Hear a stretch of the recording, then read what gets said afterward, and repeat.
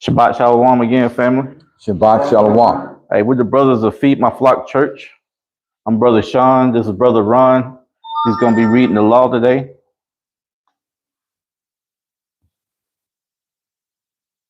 You got us in the back? Oh.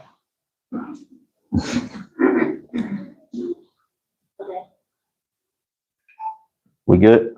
Yeah. All right. We're going to start with the reading of the law. Exodus chapter 20. Go ahead, bro. Okay. The book of Exodus, chapter 20, starting in verse 1. And the Most High spake all these words, saying, I am the Most High thy power, which have brought thee out of the land of Egypt, out of the house of bondage. Thou shalt have no other powers before me. Thou shalt not make unto thee any graven image, or any likeness of anything that is in heaven above, or that is in the earth beneath, or that is in the water under the earth. Thou shalt not bow down thyself to them, nor serve them, for I, the Most High thy power, am a jealous power, visiting the iniquities of the father upon the children unto the third and fourth generation of them that hate me, and showing mercy unto thousands of them that love me and keep my commandments.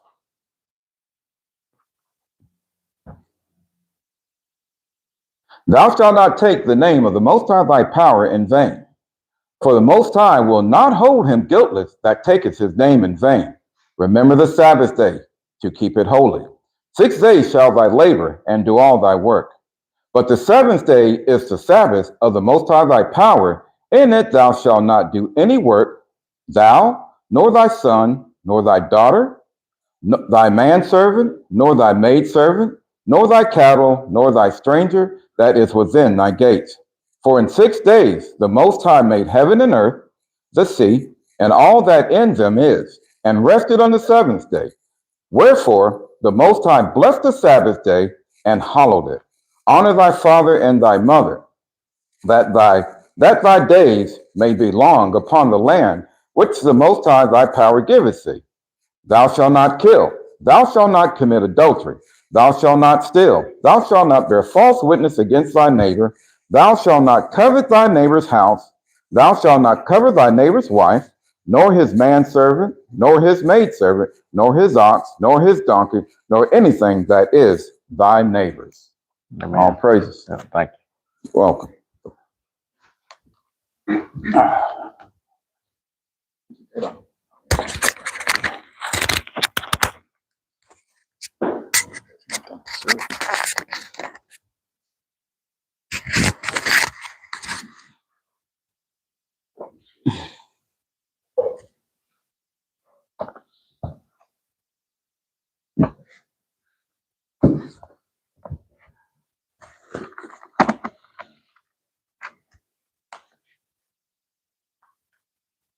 All right. The title of today's lesson, Understanding Marriage, the Seventh Commandment, Thou shalt not commit adultery.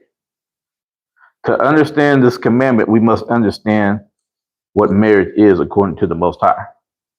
In today's world, we get the Most High's law confused with the laws of the land. We get the Most High's laws confused with the laws of the land. We don't really understand what marriage is. We know what the world says marriage is, but what does the Most High say what marriage is?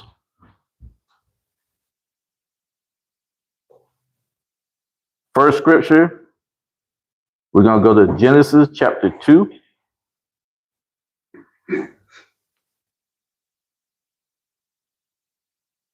Verse 21 through 24.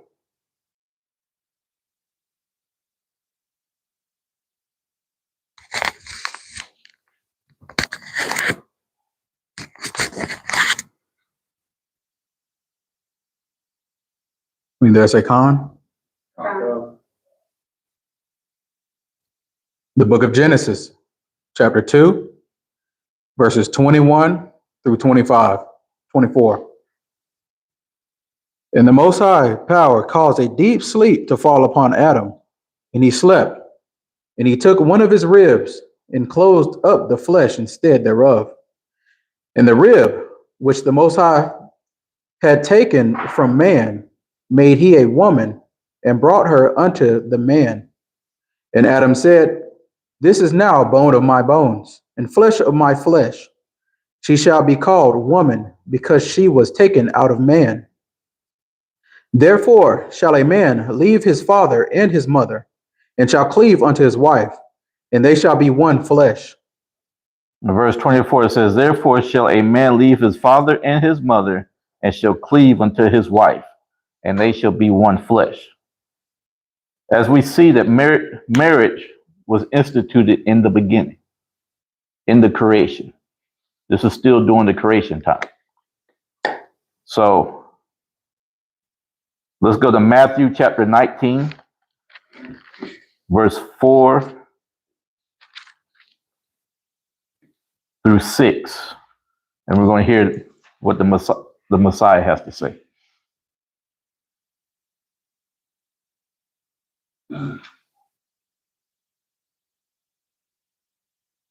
When you there say Khan?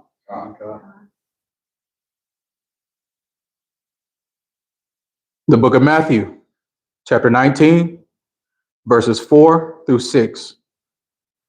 And he answered and said unto them, Have ye not read that he which made them at the beginning made them male and female, and said, For this cause shall a man leave father and mother, and shall cleave to his wife, and they twain shall be one flesh? Wherefore they are no more twain, but one flesh. What therefore the Most High hath joined together, let not man put asunder. So it says, Let not man put us under. Meaning man can't tear it apart. But let's get more of an understanding about marriage. Let's go to Genesis 29 and 15. And we're going to read all the way through 28.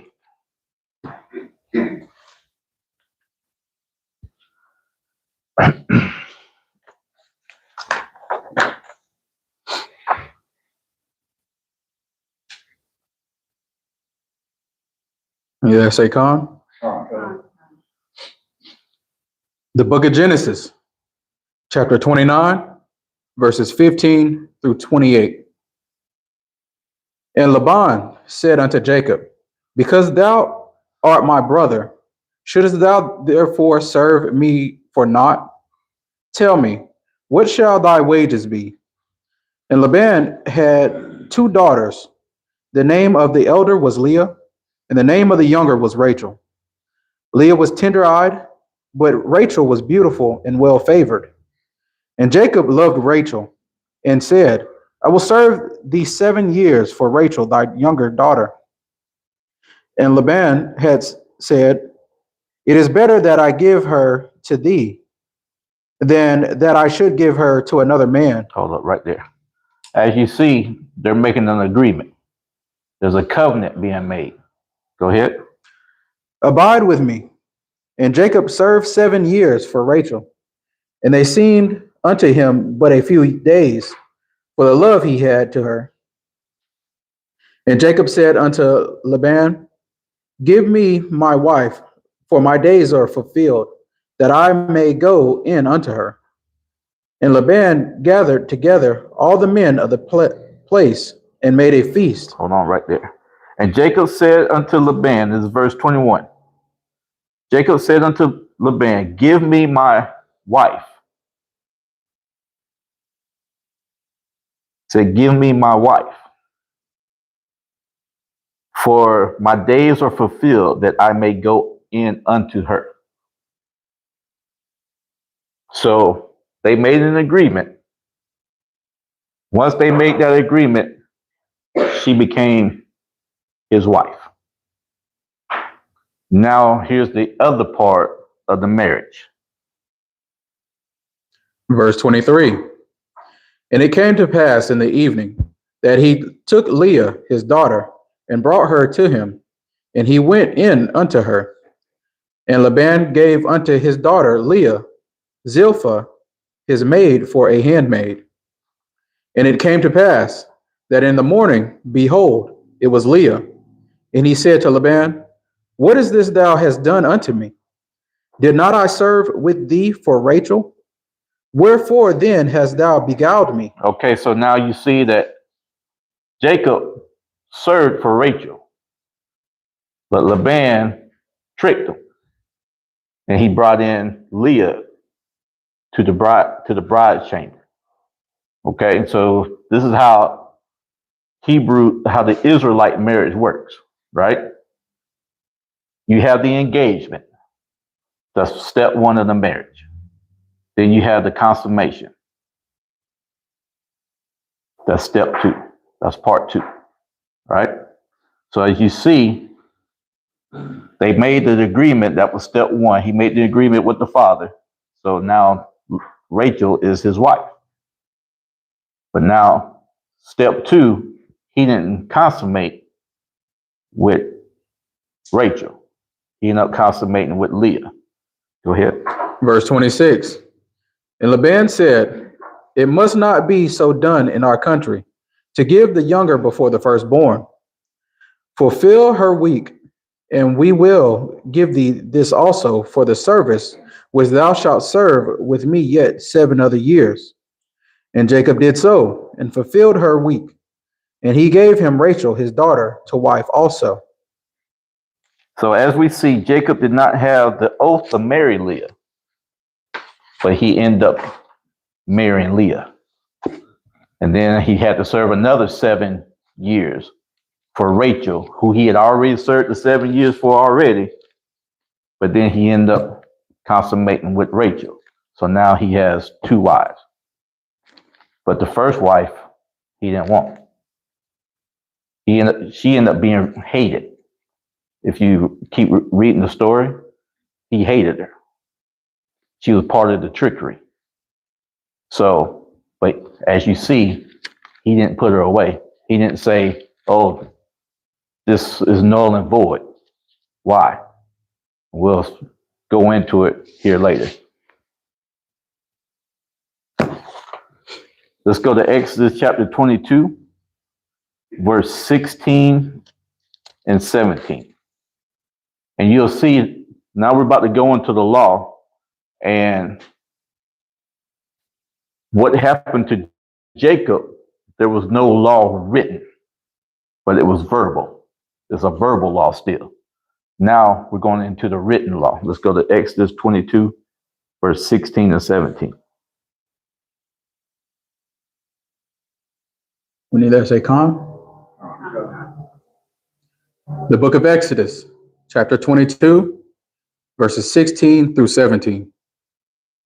And if a man entice a maid that is not betrothed and lie with her, he shall surely endow her to be his wife. If her father utterly refuses to give her unto him, he shall pay money according to the dowry of virgins. So it says, and if a man entice a maid that is not betrothed or espoused or engaged. So that means they were engaged. Or they were, and if a man entice a maid that was not engaged and lie with her, he shall surely endow her to be his wife. If her father utterly refuse to give her unto him, he shall pay money according to the dowry of the virgins. But let's clarify this. Let's go to Deuteronomy chapter 22, verse 28 and 29.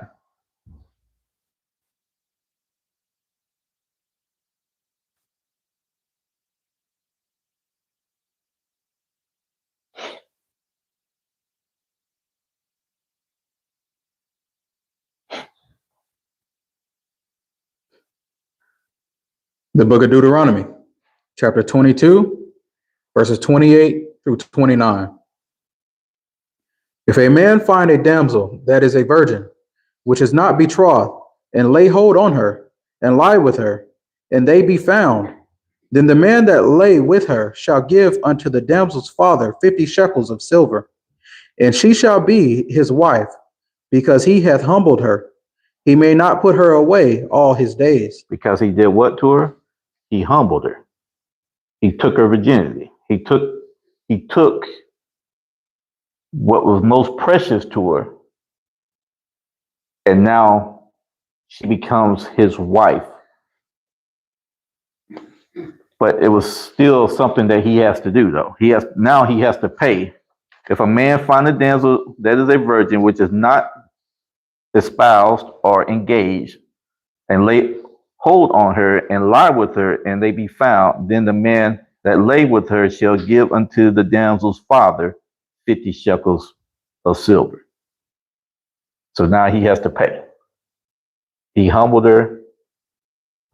He has to pay, and he has to marry that woman. Go ahead. Now we're going to jump up to verse 13. All right. The book of Deuteronomy, chapter 22, verse 13 through 30. If a man take a wife and go in unto her and hate her and give occasion of against her and bring up an evil name upon her and say, I took this woman, and when I came to her, I found her not a maid. Okay, so if a man take a wife and go in unto her and hate her and give occasion of speech against her and bring up an evil name upon her and say, I took this woman, and when I came to her, I found her not a maid, meaning she was out there fornicating. She was out there doing whatever she wanted to do. Go ahead. Verse 15. Then shall the father of the damsel and her mother take and bring forth the tokens of the damsel's virginity unto the elders of the city in the gate. And the damsel's father shall say unto the elders, I gave my daughter unto this man to wife, and he hateth her. And lo, he hath given occasion of speech against her, saying, I found not thy daughter a maid, and yet these are the tokens of my daughter's virginity. And they shall spread the cloth before the elders of the city. And the elders of that city shall take that man and chastise him. And they shall immerse him in 100 shekels of silver, and give them unto the father of the damsel, because he hath brought up an evil name upon a virgin of Israel. And she shall be his wife. He may not put her away all his days. But if this thing be true, and the tokens of virginity be not found for the damsel. Hey, hold on 1 second. So in verse 18, or no, verse 16. And the damsel's father shall say unto the elders, I gave my daughter unto this man to wife, and he hated her. And lo, he hath given occasion of speech against her, saying, I found not that daughter a maid. So I found her not a virgin. Right? And yet these are the tokens of my daughter's virginity. And they shall spread the cloth before the elders of the city. So all this stuff was documented. It was all documented, and it was, as you see with Laban and Jacob. The documentation was the tokens of the virginity. And they all knew, hey, here's the tokens of the virginity. Here's the agreement. This is what, like Laban, I was served 7 years for Rachel. But he broke the agreement.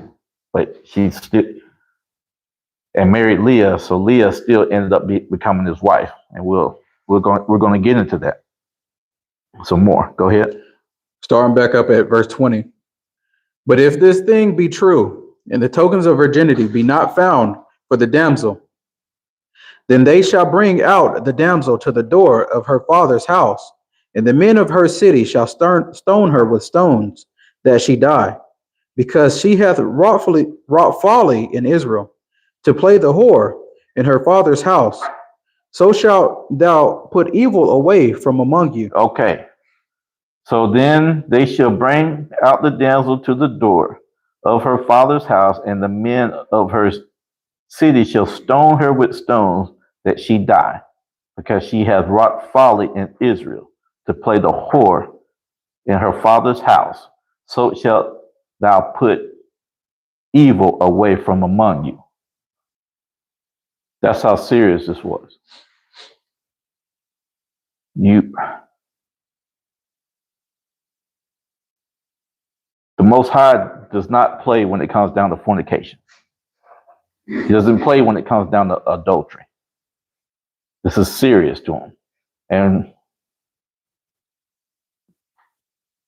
we'll see, not this lesson, but the next lesson, how the Most High is married to Israel.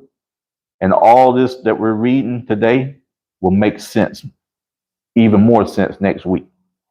But, all right, go ahead. Verse 22. If a man be found lying with a woman married to a husband, then they shall both of them die, both the man that lie with the woman and the woman. So shalt thou put away evil from Israel. Okay, so that's an act of an adultery. And what happens to them? They both shall die. Go ahead. Verse 23. If a damsel that is a virgin betrothed unto a husband, and a man find her in the city, and lie with her, then ye shall bring them both out unto the gate of that city, and ye shall stone them with stones, that they die. The damsel, because she cried not, being in the city, and the man, because he hath humbled his neighbor's wife. So thou shalt put away evil from among you. Start right there. So verse 23, if a damsel that is a virgin be engaged unto a husband, and a man find her in the city and lie with her, then ye shall bring them both out unto the gate of that city, and ye shall stone them with stones, that they die. The damsel, because she cried not, being in the city, and the man, because he has humbled his neighbor's wife. So as you see, just because she was still considered another man's wife in being engaged to him, right? So thou should not commit adultery. Should not humble your neighbor's wife, right? Mm-hmm. Go ahead. Verse 25. But if a man find a betrothed damsel in the field, and the man force her and lie with her, then the man only that lay with her shall die. But unto the damsel thou shalt do nothing. There is in the damsel no sin worthy of death. For as when a man rises against his neighbor and slayeth him, even so is this matter. For he found her in the field, and the betrothed damsel cried, and there was none to save her. Okay, so now you're seeing what happens. Pretty much she got raped, right? So now she's out and nobody can save her. She's screaming, and there's nobody there to help her. There's nobody hear her cry, right? So now as soon as she goes home, she tells her dad, hey, this is what happens to me. This is what happened to me, So now there's no sin upon her. Go ahead. Verse 28. If a man find a damsel that is a virgin, which is not betrothed, and lay hold on her, and lie with her, and they be found, then the man that lay with her shall give unto the damsel's father 50 shekels of silver, and she shall be his wife, because he hath humbled her. He may not put her away all his days. So we read that. We already read this one, but we're reading it again.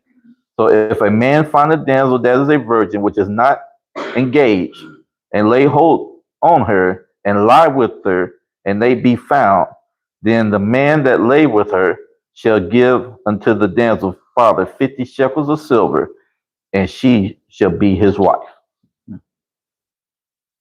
That was without a contract. They was out there fornicating.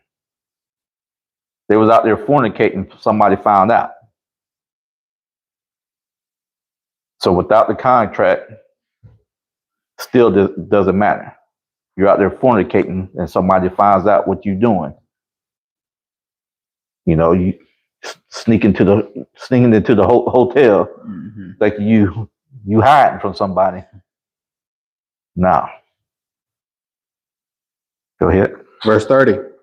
A man shall not take his father's wife, nor discover his father's skirt. Okay. Now we're going to go to Exodus 20 and 14. We just read this in the law.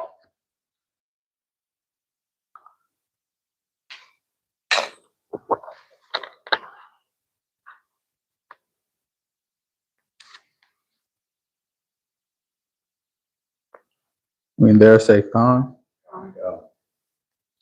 The book of Exodus, chapter 20, verse 14. Thou shalt not commit adultery. Okay. Let's go to Leviticus 18 and 20.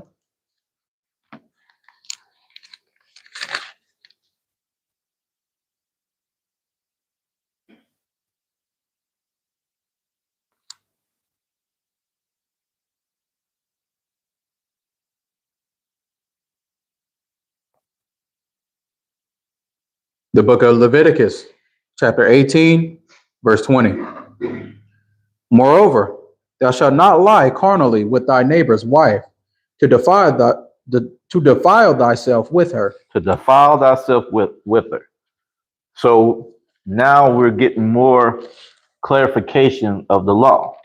So now you know if somebody's engaged and you come along and you sleep with that woman that's engaged, you're defiling another man's wife, even though they even came together.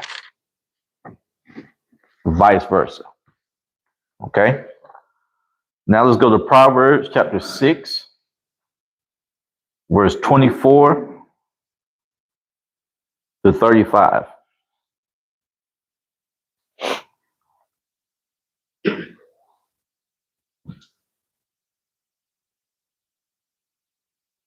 There's a con.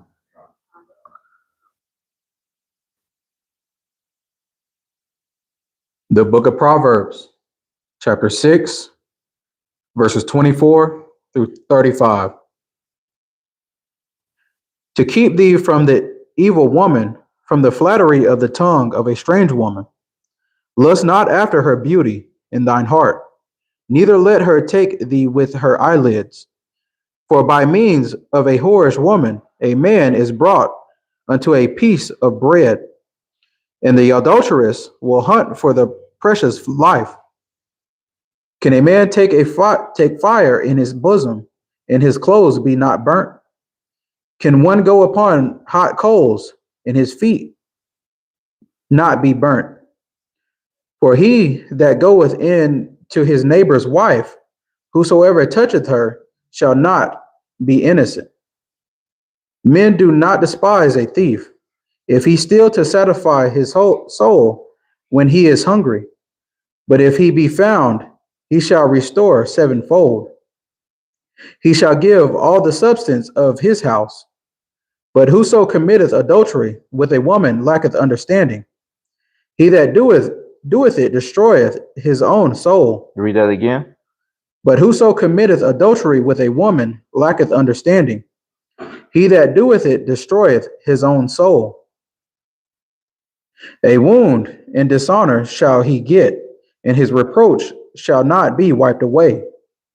For jealousy is the rage of a man, therefore he will not spare in the day of vengeance. He will not regard any ransom, neither will he rest content, though thou givest many gifts. So in verse 30, it says, men do not despise a thief if he steal to satisfy his soul when he is hungry. But if he be found, he shall restore sevenfold. He shall give all the substance of his house. But whoso commits adultery with a woman lacketh understanding. He that does it destroys his own soul. A wound and dishonor shall he get, and his reproach shall not be wiped away. For jealousy is the rage of a man, therefore he will not spare in the day of his vengeance. If you steal something, you can pay sevenfold and it's going to be all right. But you mess with somebody's wife, it ain't. That man's coming for vengeance. That's why they gave you the crime of passion law. You walk in on somebody and you harm them. There's a law called crime of passion. They were caught in the act.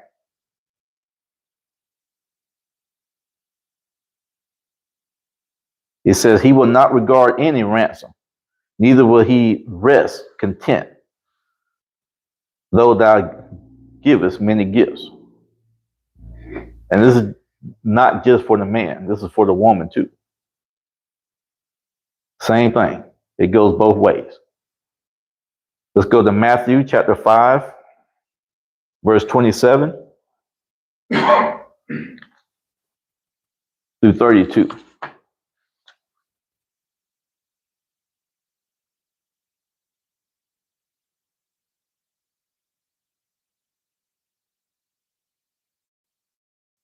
The book of Matthew, chapter 5, verses 27 through 32. Ye have heard that it was said by them of old time, thou shalt not commit adultery.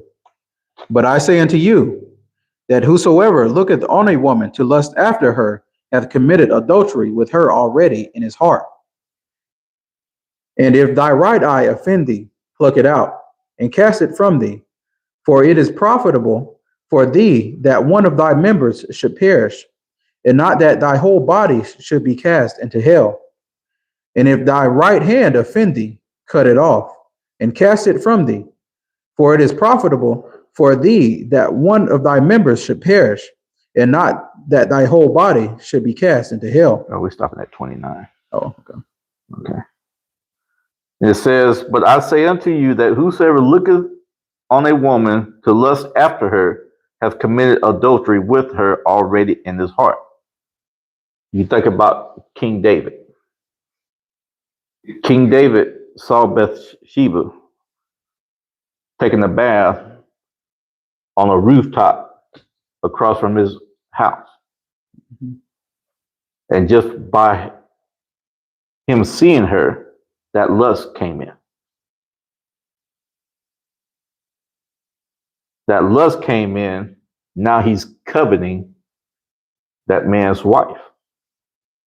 That coveting turned into him sending Uriah out to the front lines to a battle, knowing good and well that they weren't going to win.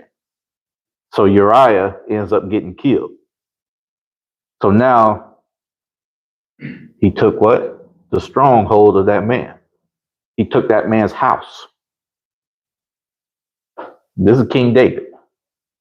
Took the man's house, his wife, his legacy. He took it all away from him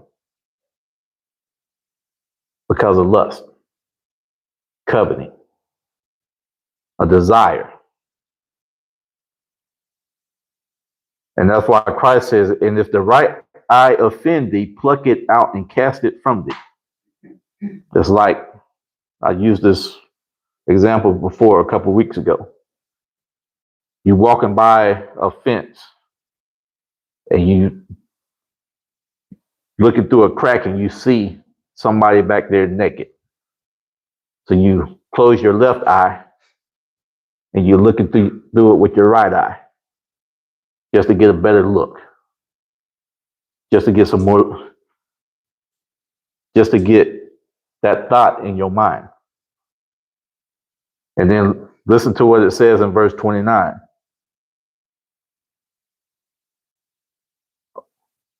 The rest of verse 29.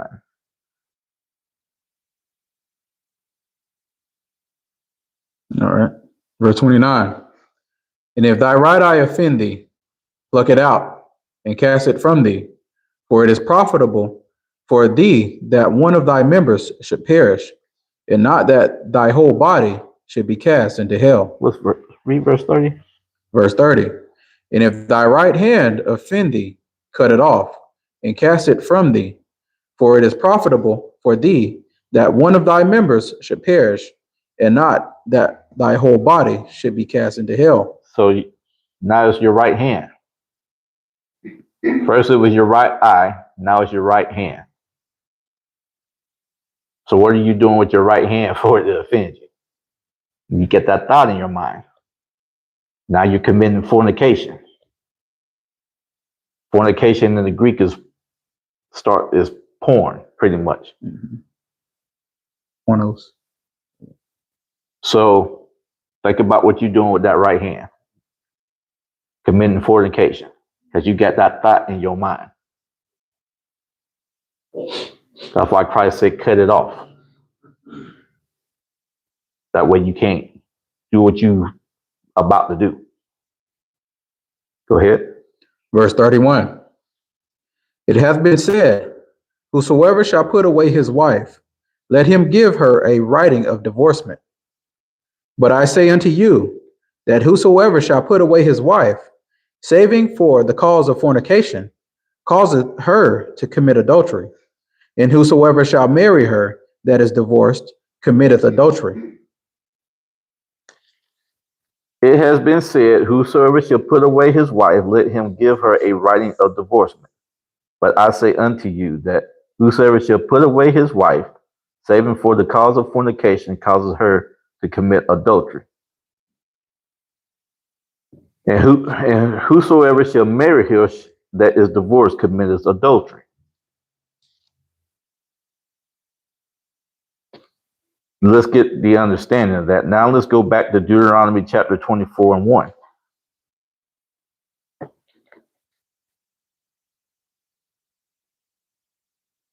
Because we look at that word, fornication. Fornication could be fornication or adultery. But let's break it down through the law. The book of Deuteronomy, chapter 24, verse 1.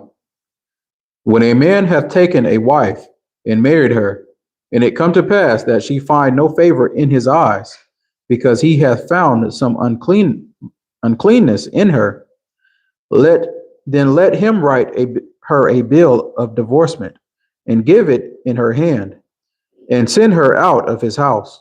So that word uncleanness is H6172 from H6168. Nudity, literally, especially pudenda, or figuratively disgrace, blemish, nakedness, shame, uncleanness. So what does the law say? The law says when a man taketh a wife and married her, and it come to pass that she find no favor in his eyes, because he has found some uncleanness in her. So remember, what was the first marriage? The contract, right? The agreement. Now they're going in for the second part of the marriage, the consummation. But now he gets her in the room, and there's something that he don't like about her. Something about her nakedness. So her nudity, especially the pudenda, or figuratively disgrace, a blemish. So he found a blemish in her. Something that he can't get over, right? Shame and uncleanness, right? Verse 2. Verse 2. And when she is departed out of his house, she may go and be another man's wife. And if the latter husband hate her, and write her a bill of divorcement, and giveth it in her hand, and sendeth her out of his house, or if the latter husband die, which took her to be his wife, her former husband, which sent her away, may not take her again to be his wife. After that she is defiled, for that is an abomination before the Most High. And thou shalt not cause the land to sin, which the Most High thy power giveth thee for an inheritance. Okay. And when she is departed out of his house, she may go and be another man's wife. And if the latter husband hate her and write her a bill of divorcement and give it in her hand and send her out of his house, or if the latter husband die, which took her to be his wife, her former husband, which sent her away, may not take her again to be his wife. After that, she is defiled, for that is the abomination before the Lord. And thou shalt not cause the land to sin, which the Most High thy power giveth thee for an inheritance. So, how come you can divorce and remarry? Because that's divorcing and remarrying, right? But Christ says, for the cause of, but Christ says, if you remarry, it's committing adultery. Let's read it again. Well, now, let's go to Mark chapter 10. Go to Mark chapter 10, verse 10 through 12.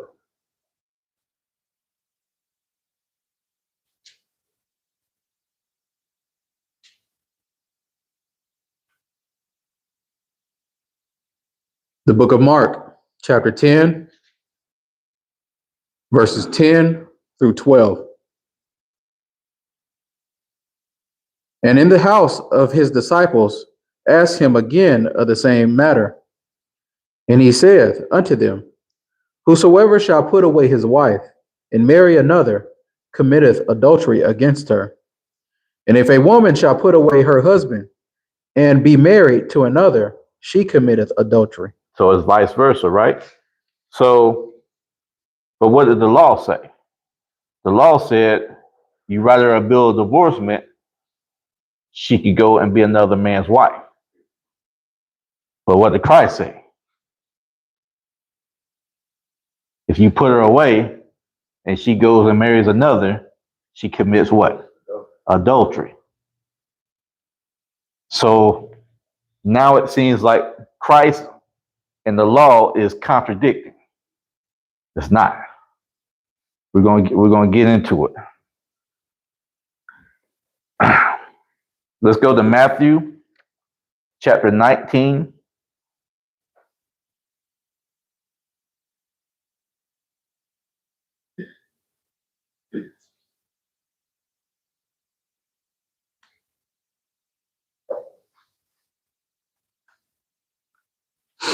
Verse 3 through 12.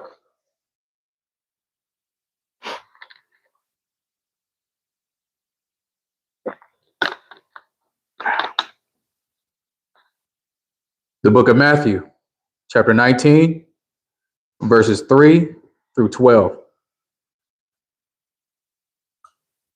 The Pharisees also came unto him, tempting him, and saying unto him, is it lawful for a man to put away his wife for every cause?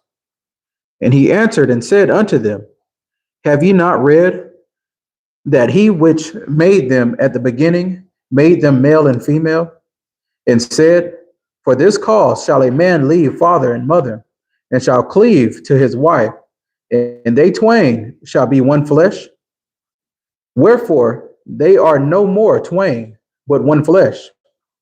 What therefore the most High hath joined together, let not man put asunder. They say unto him, what did Moses then command to give a writing of divorcement, and to put her away? He said unto them, Moses, because of the hardness of your hearts, suffered you to put away your wives. But from the beginning, it was not so. From the beginning, it was not so. It was never like that. Okay? So now, what did Christ say? He says unto them, Moses, because the hardness of your heart suffered you to put away your wives. But from the beginning, it was not so. So now let's go back to Deuteronomy 24 and verse 1. Because you got to remember, it was the hardening of the hearts. Well, why were their hearts hardened? That's the question. Deuteronomy what? Deuteronomy 24, verse 1.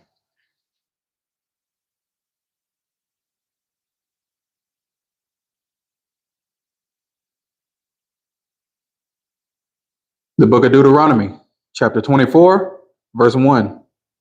When a man hath taken a wife and married her, and it come to pass that she find no favor in his eyes, because he hath found some uncleanness in her, then let him write her a bill of divorcement. Let him write her a bill of divorcement because he found what? Some uncleanness in her. Right? But we read also in Deuteronomy where if she was not a maid, what would happen to her? She would get stoned. So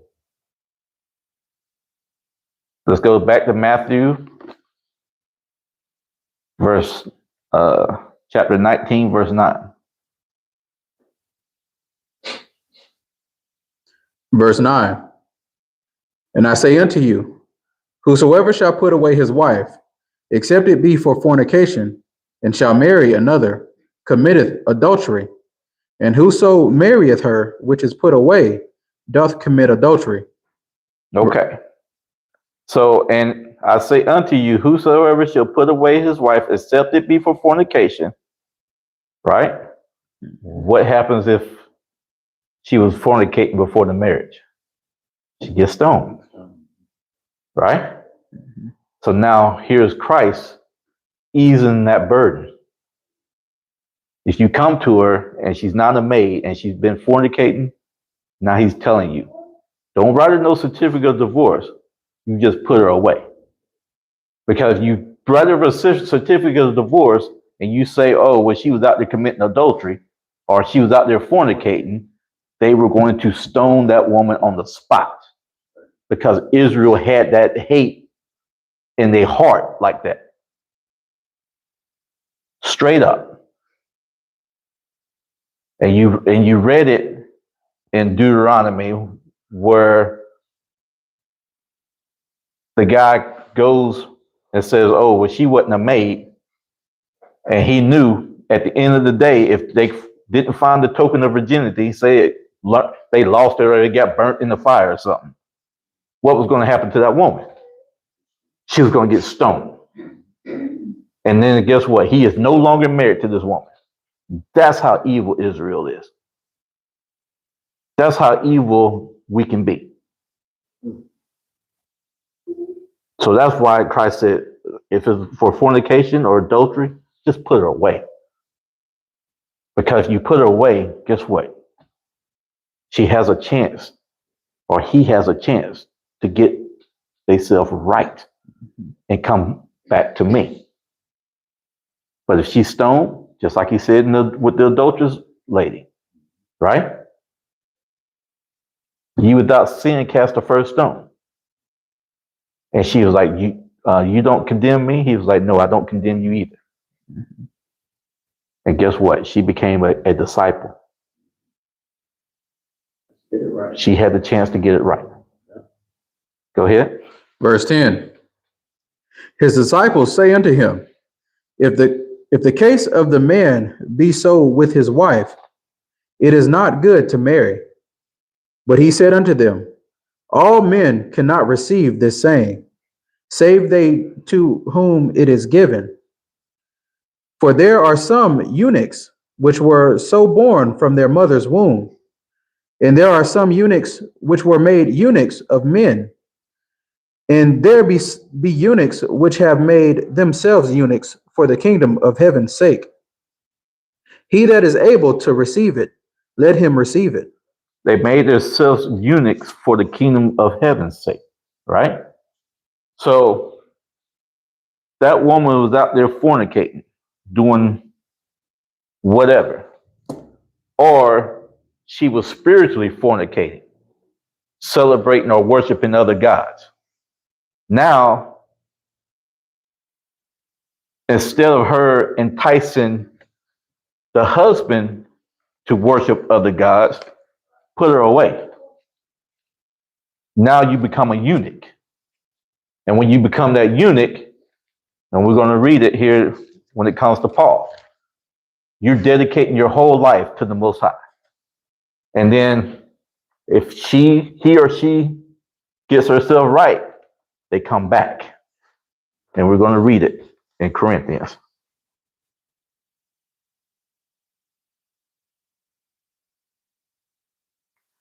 Her fornication, his or her fornication or spiritual adultery is not worth going to hell over. So put her away. And Paul will explain more in 1 Corinthians. We're going to go to 1 Corinthians chapter 7, verse 1. And we're going to read through verse 11.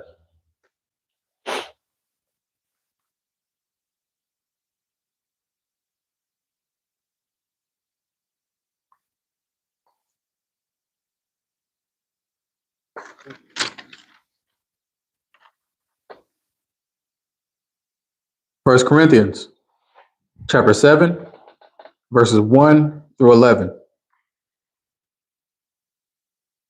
Now concerning the things whereof ye wrote unto me, it is good for a man not to touch a woman. Nevertheless, to avoid fornication, let every man have his own wife, Multiple wives. his own wife, and let every woman have her own husband. Let the husband render unto the wife due benevolence, and likewise also the wife unto the husband. The wife hath not power over of her own body, but the husband, and likewise also the husband hath not power of his own body, but the wife. Defraud you not one the other, except it be with consent for a time, that ye may give yourselves to fasting and prayer, and come together again, that Satan tempt you not for your incontinuancy. But I speak this by permission, and not for commandment. Not of commandment. Not of commandment.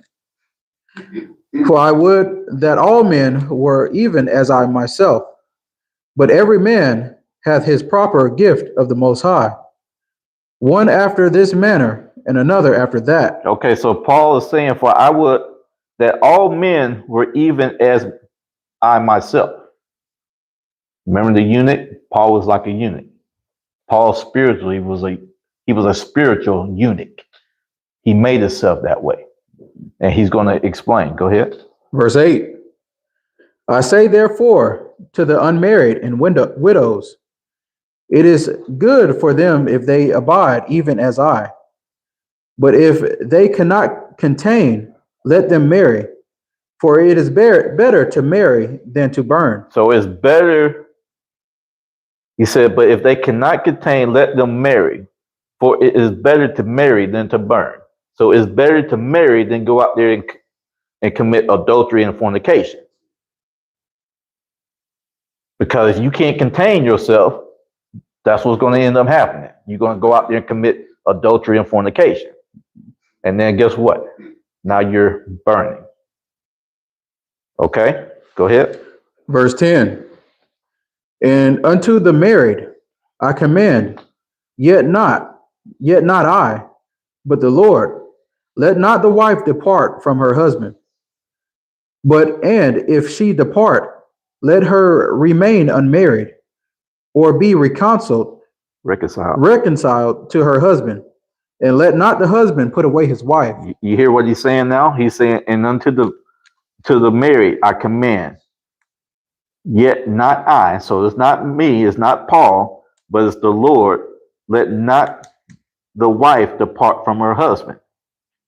And if she depart, let her remain unmarried. Why?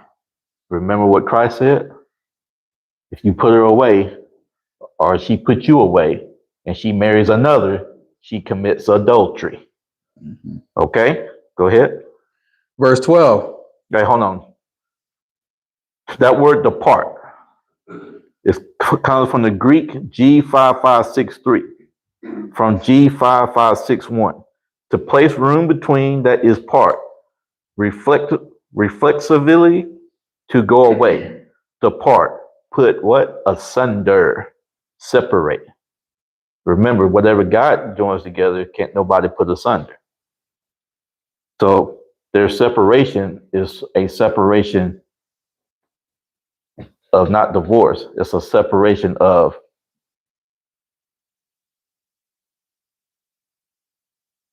I can't, you're worshiping another God. I'm worshiping the Most High God. I can't allow you to come over here and corrupt me. So now I have to put you away. Separation. Until you can decide to follow the Most High, then you come back. Okay? Now, verse 12. Verse 12. But to the rest speak I, not the Lord. If any brother hath a wife that believeth not, and she be pleased to dwell with him, let him not put her away. But to the rest I speak, I, not the Lord. So this is Paul speaking, not God. If any brother has a wife that believeth not, and she be pleased to dwell with him, let him not put her away. Example. We come into the truth, but your spouse don't get it. He or she is very respectful to you in your belief. She's very respectful to the law. She knows you say, well, we're not eating pork. And she says, okay, I'm fine with that. There's no need to put her away. She might not believe everything else, but she is not going to sit there and bring some swine up in the house to trap you up. Why? Because she loves you. So she respects you. So there's no need to put her away. That's what Paul is saying. He says, but to the rest I speak I, not the Lord. If any brother has a wife that believeth not, and she be pleased to dwell with them, let him not put her away. So as long as she's not getting you to sin, or vice versa, he's not getting you to sin, dwell with her. Because guess what? Through your actions, through your actions, you can win her over. Through your conversation, through your actions, through your behavior. Go ahead. Verse 13. And the woman which hath a husband that believeth not, and if he be pleased to dwell with her, let her not leave him. For the unbelieving husband is sanctified by the wife, and the unbelieving wife is sanctified by the husband. Else were your children unclean, but now are they holy. So now your children, which were unclean, because once somebody in the house is keeping the law, and the other person has the respect for that, now that child's being raised under the law. So now that child is being clean, is clean. Okay? Verse 15. But if the unbelieving depart, let him depart. A brother or a sister is not under bondage in such cases, but the Most High hath called us to peace. So if the unbelieving depart, you're supposed to just let them depart. And you're not under bondage. You're not under servitude anymore. Mm-hmm. But when they depart and the Holy Spirit come to them and say, you know what? You're right. Then you accept them back in.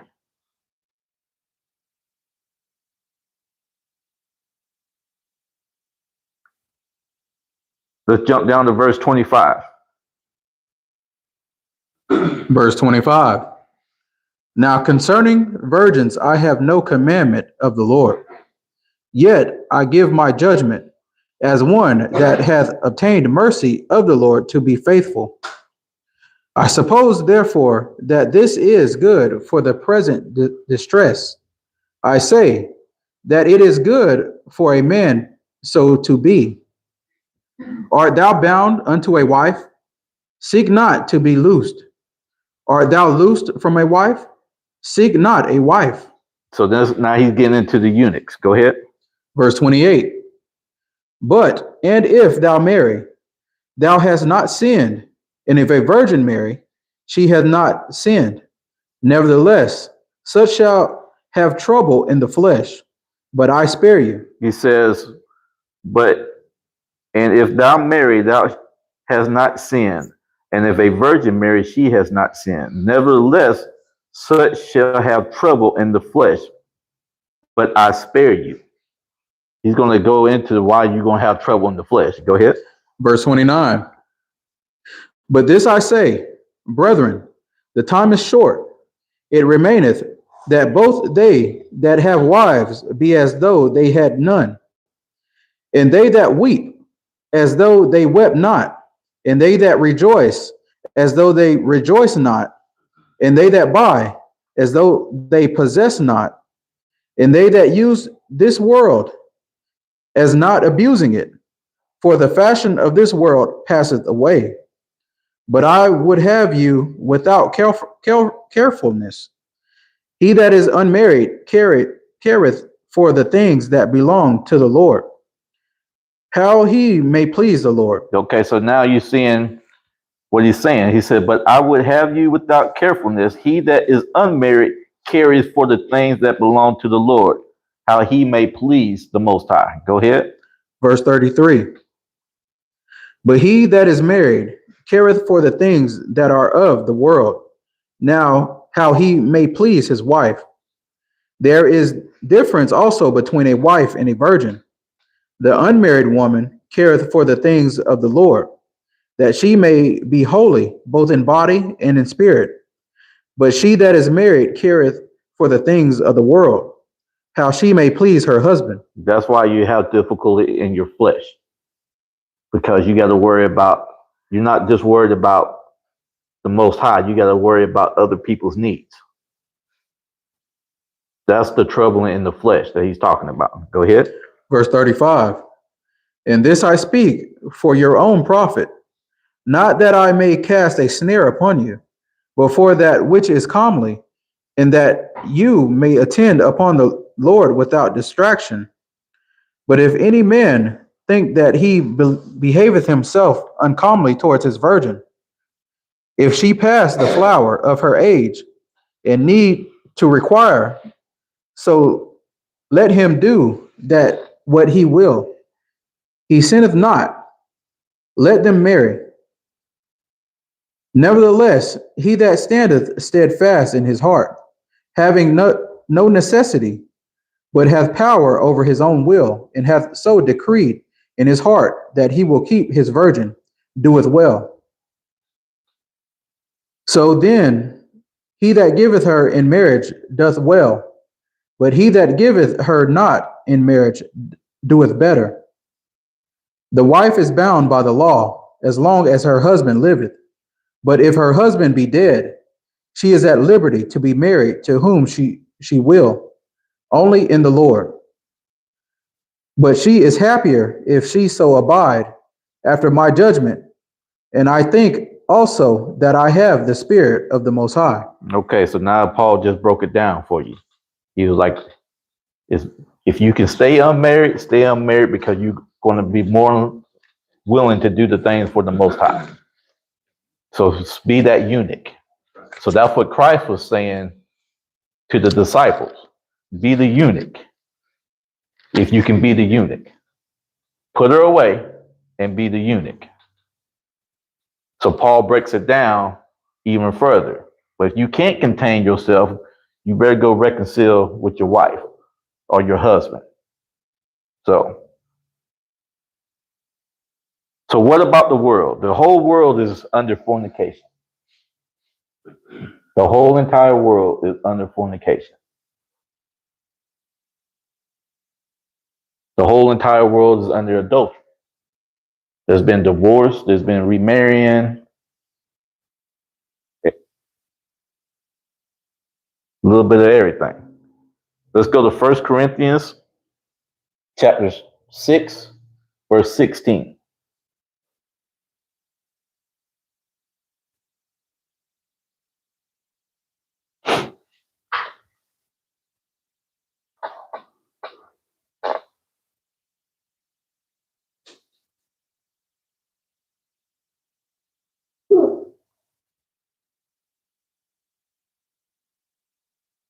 First Corinthians chapter 6, verse 16. What? Know ye not that he which is joined to a harlot is one body? For two, saith he, shall be one flesh. What? Know ye not that he which is joined to a harlot is one body? There's harlotry going around everywhere. But now you decide, I'm going to marry this person. Now you're one flesh. Now you done came into the truth. Okay, we got to do this thing right. You know, there's been, like I said, it's been divorce, it's been harlotry, it's been all kinds of stuff going on. But once you come into the truth, hey, we got to do this thing right. It's me and you, nobody else. Let's come to an agreement. That's what it is. Okay? Now let's go to Acts chapter 17, verse 30.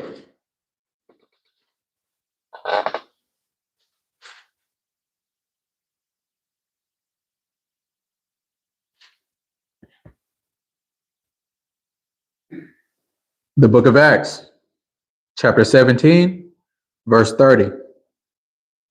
In the times of this ignorance, the Most High winked at, but now commandeth all men everywhere to repent. In the times of this ignorance, God winked at. In the time of our ignorance, the Most High winked at it. We didn't know. We weren't brought up in the law. So he winked at it. But now that we're learning, it's time for us to get it right. Let's go to Psalms 50 and 21.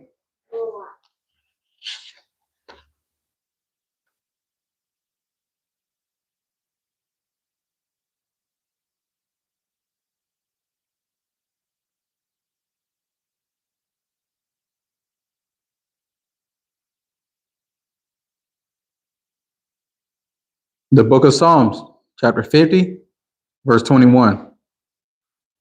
These things hast thou done, and I kept silence.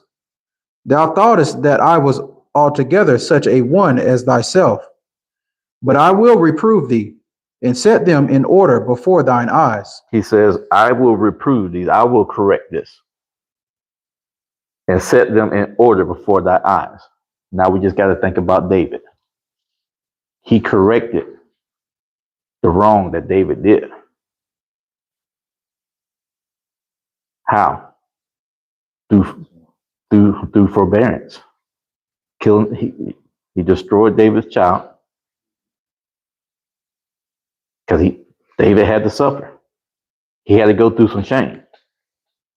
But the Most High corrected. Why? Because a covenant was made.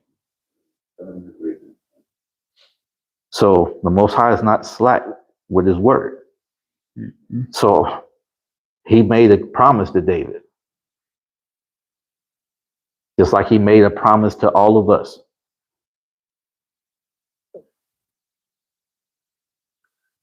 The Most High will correct and set things back in order.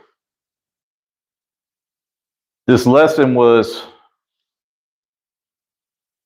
a lesson for us to really think about marriage, adultery, divorce, fornication.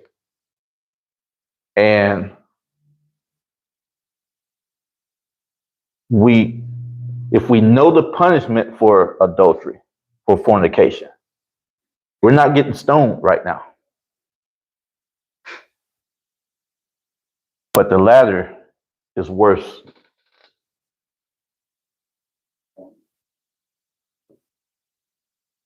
The latter is worse. Because what do you say? You commit adultery, you're going to burn in hell. That's his words. It's not Sean's words. It's the Most High's words. So just keep that in mind. Next week, we'll go into committing adultery on the Most High. And when you commit adultery on the Most High, like I said, all this adultery that we just read about, it'll make even more sense.